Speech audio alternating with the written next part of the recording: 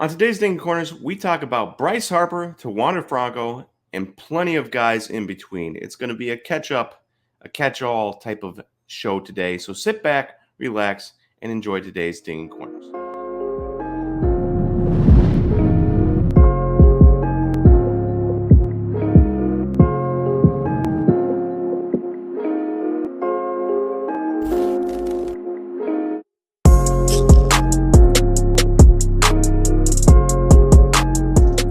Welcome, everyone, to Dinging Corners, a baseball podcast powered by SlabStox.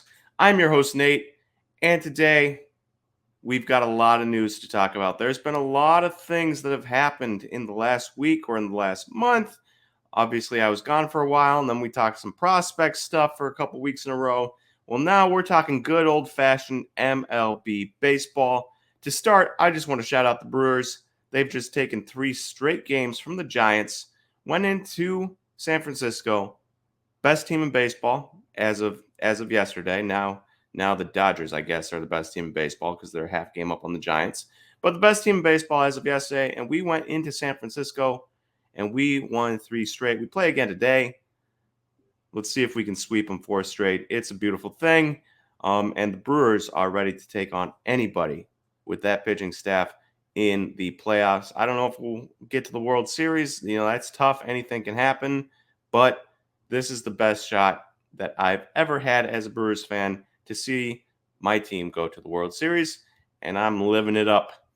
But that's not what we're going to talk about today. You guys don't want to hear me drone on about the Brewers. We are going to talk about a lot of people. Bryce Harper, Luis Robert, a bunch of guys like that. And so we will get going here. And we are on Shohei Ohtani to start. We don't want to be on Shohei Ohtani. We want to start with Bryce Harper. Bryce Harper, you'll remember, was, signed by the Phillies. Had a decent year last year, 151 OPS, but that was in a shortened season. The year before that, he had a 125 or WRC plus, and so the 151 WRC plus, and a 125 WRC plus the year before that. So his first year in Philadelphia, kind of a disappointment, age 26 season, and a little bit of a disappointment. 125 is fine, but you kind of want to see a little bit better from the guy you just paid huge amounts of money to. Well, then last year, shortened season, a 151 WRC plus looked really good, but a low average, 268 average, 420 on base, 542 slugging. Really good still, but slightly disappointing. Well, here comes this year, and he is hitting 306 with a 420 on base percentage and a 594 slugging, which is good for 1,014 OPS, otherwise known as his second best OPS of his career, and a 175 OPS plus or a 166 WRC plus, which is also the second best of his career, trailing his 197 WRC plus in his age 22 season when he was worth 10 wins above replacement and had a 1,109 OPS. So, Bryce Harper is back. He's back in a big way. He's quietly back. I don't think that a ton of people were expecting him to be in this MVP race, and yet here he is. He's here. He's dominating. And with the injuries, too, if he can play all the last 29 games, he should get up to like 140 games. He'll have missed 20-some. But with the injuries to Fernando Tatis and the injuries to Jacob deGrom, the race has become wide open. And if Bryce can stay hot, there's no reason he can't. And he had an amazing August. There's no reason he can't win his second MVP award. And so we're looking at his prices here, 3-month stretch. And you'll notice that we're hovering around the same for his Topps Update Rookie Base PSA 10. We're hovering around the same price. And then he got hot entering August, and the prices exploded. And so last sale was $173.50 on August 29th. And we were at $105 at the end of June. And now the end of July or August, we're up $70-some. That's pretty incredible to see, especially considering it's a base card. And base cards have not been hot. But if you're the right guy and you catch people by surprise like Bryce Harper did in August, you can make some big money. So congratulations to everyone that had Bryce Harper cards. And congratulations to the Phillies and Bryce Harper, because he looks like the Bryce Harper of old in his age 29 season. Now, on to Luis Robert. So Luis came back August 9th.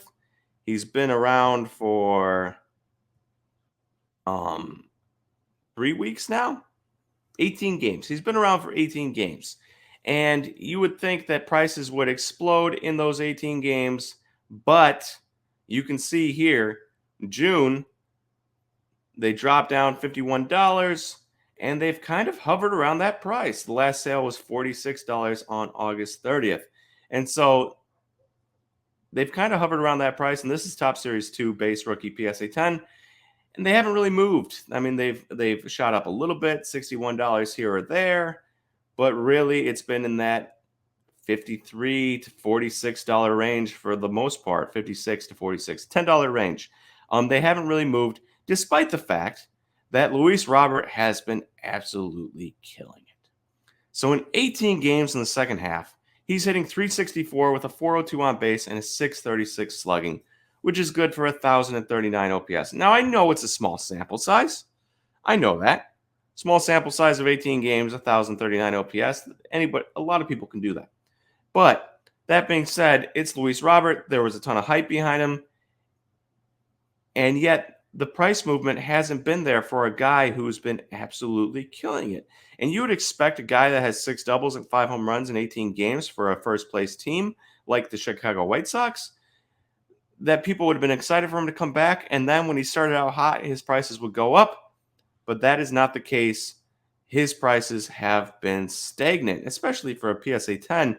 I mean, we're talking $46. We're talking like Yordan Alvarez prices. And Yordan Alvarez, I love him.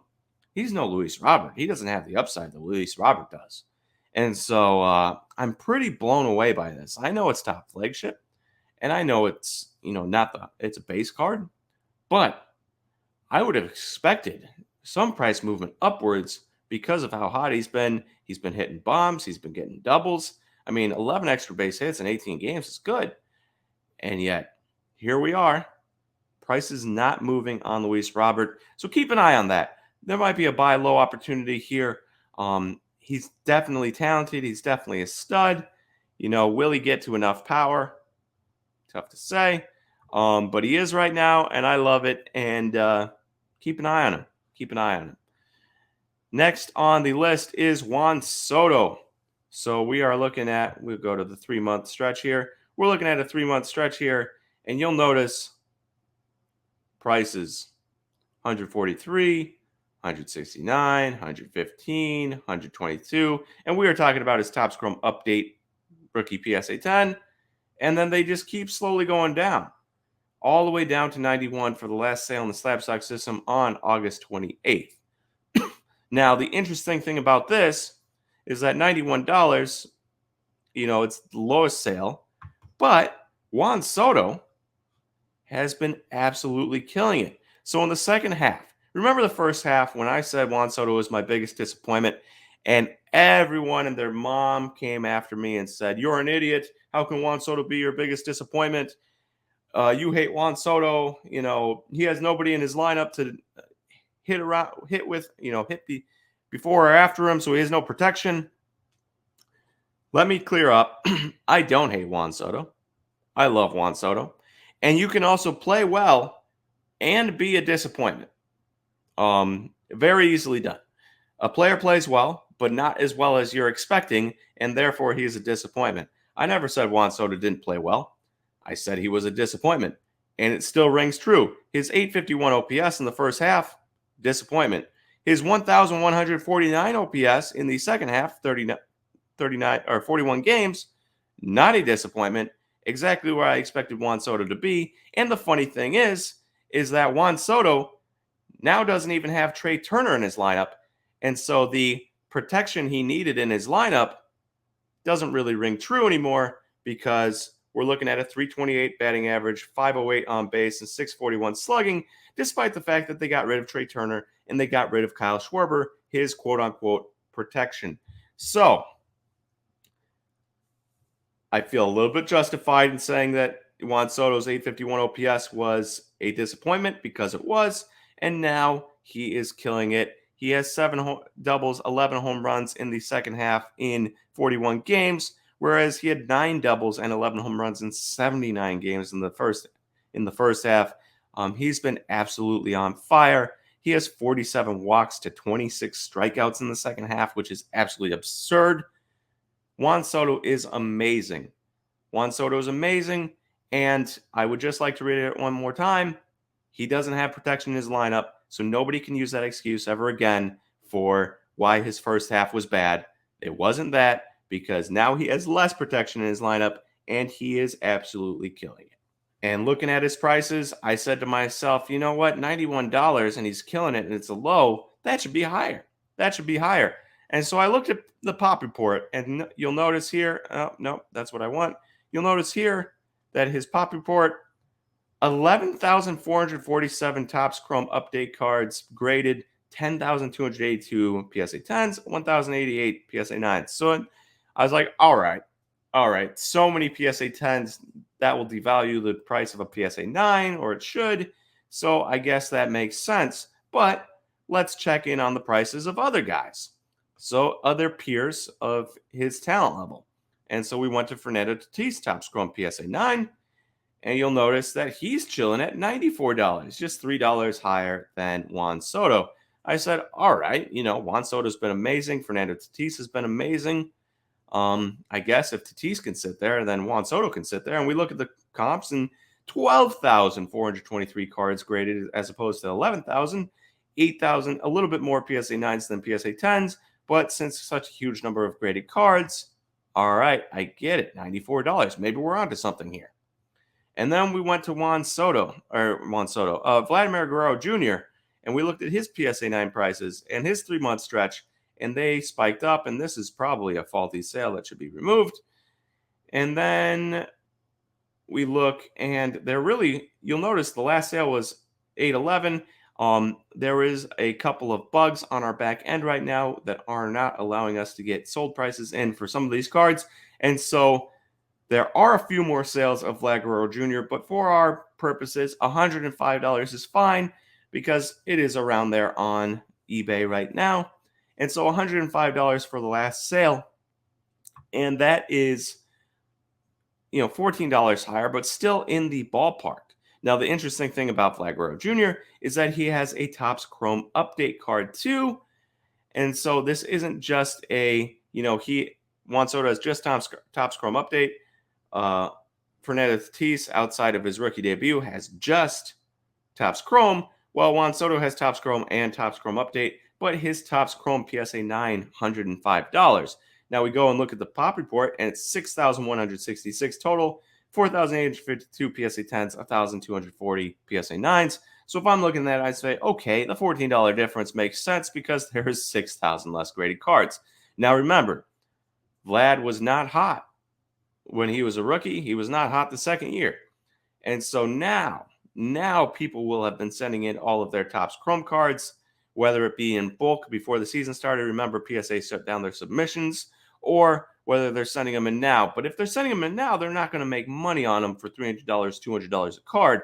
So unless they got them in bulk, and I got one or two in bulk before the season started back in December, there might not be a huge increase in this total. And so that is, probably a legit sale. Maybe should be even higher considering how good he is and the pop report compared to the other two. But they're all within the same ballpark.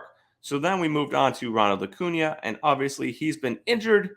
And we're looking at last sale of $79.80, basically $80 on August 22nd. There's 2 sales there. And so this card also has been, it's $11 cheaper than the Juan Soto, but he's been injured. I fully expect if he was playing it to be a little bit higher than this. So if he was playing, maybe we tack on the $11 and it's back into 91. Now that's just me wishful thinking to make this exercise work, but still around the same price. We look at the pop report, there's 9,360 total, 8,000 PSA 10s and 1,200 PSA 9s. And so when I'm looking at that, I'm saying, all right, it's around the same totals outside of the Vlad Guerrero Jr. of everything else. And so the price checks out, especially with the injury, a little bit lower price. If he was not injured, price would be higher. So then finally, we moved on to Shohei Ohtani, and we look at his prices, and there's really not too many PSA 9s. I went on eBay to check, and there wasn't a single auction PSA 9 since August 9th, and his last sale was $99.96. Now, it was higher before that, but it had dropped down to under $100 within $9 of the Juan Soto, despite Shohei Ohtani, and he has a Topps Chrome Update card too, despite Shohei Ohtani being the hottest player in baseball this year and likely MVP candidate. And so what you notice here, and we got to look at his pop reports, and his pop reports way, way smaller than everyone else. 3,000 total, 2,831 PSA 10s, 220 PSA 9s. And what this tells me, now he has Topps Chrome Update. I have to reiterate that because that matters. It does drive down the price of some of these guys, but what this tells me is that this should be way higher than $99. If these other guys are 91, Shohei Ohtani, considering his pop report and his MVP status this year, his card should be way, way higher than it is right now. I'm thinking it should probably be in this 140 range, probably not this $200 range, but this 140 range would be fine. And it is at $100 right now. And so you'll notice that all of these guys, no matter who they are, no matter their pop reports, they're all within like a $20 to $25 range of each other. And so my first inkling that Juan Soto was underpriced, I now say to myself, well, I guess he isn't. And is there value in any of these cards? And that was my biggest pondering as I pondered this podcast, was that if all of these young guys are around the $90 mark, give or take $10 each way, Ronald Lacuna $10 down, injury, Shohei Ohtani $10 up, and it doesn't matter what their pop reports are because Ohtani's pop report is minuscule. Now, a lot of cards, 3,000 cards still, but only 220 PSA 9s, 2,831 PSA 10s. Minuscule compared to the others. I mean, he has the 8,000 less graded cards than Soto, right? And so for me, it's like, where will this PSA 9 market specifically go? We know it's base cards. We know it's PSA 9s. People want PSA 10s, but there's value in PSA 9s. There's huge value in PSA 9s. And so I'm just very curious as to where this will go from here because it's dropped so much. There's so little interest in these cards. And so for me, thinking that this was a value to now thinking, wow, all these guys are in the same zone. Now I'm thinking to myself, Juan Soto probably not a value. Fernando Tatis not a value. Vlad Guerrero Jr. may be a value. Ronald Lacuna may be a value in that he could probably go up like $10, $20. But Shohei Ohtani, and I did not expect to come to this conclusion after the year he's had, Shohei Ohtani out of everyone here is the best value if it is at $100, considering the pop report. And even with the Topps Chrome update, this card right here is the best value for me out of all of these cards. I went in thinking Juan Soto was the value. I came out thinking Shohei Ohtani was the value. And isn't that the way of the world this year? Shohei Ohtani rules everything. That is all I have for you guys today on Dinging Corners. It was fast. It was furious. A number of talking points. Let me know what you think. Oh, and lastly, before I forget, Wander Franco. Wander Franco just hit a home run on a 95 mile per hour fastball up out of the zone against Chris Sale for an opposite field home run. How many shortstops can do that? How many guys in baseball can do that? You know? And he's a 20-year-old shortstop that is currently probably the best player on the best team in the AL. It blows my mind. He has figured out, he struggled in the beginning, and he has figured out major league pitching to the tune of a 277 batting average, a 339 on base, and a 459 slugging, which is good for a 798 OPS. Now, you might be tempted to say to yourself, 798 OPS, that's not very good, but this has been steadily going up for the past 3 weeks. 4 weeks, he has been killing at 32 on on base streak. Obviously, it's been going up for a month then. And so for a kid that struggled in the beginning and is now absolutely hot, if he hadn't struggled, we're looking at a easy 800 something, 850 probably, 860, 870 OPS out of a 20-year-old shortstop. Where is it going to go from here? Wander Franco is absolutely amazing. It blows my mind how good he is, and I cannot wait. Now, that being said, I will probably sell all my Wander Franco cards and then try to bag back in the offseason when I think I can get them a little bit cheaper. But he has been amazing. He is the real deal, and it kills me. It kills me. The Wander Francos of the world, the Zions of the world, when guys come out and they're not as good as expected right away, and people just jump ship and say, overrated. And then you wait like a month, 2 months, and all of a sudden they're back, and they're back with a vengeance. It's a beautiful thing. So that is all I have for you today on Dinging Corners. Thank you guys for listening, and I will talk to you again next time.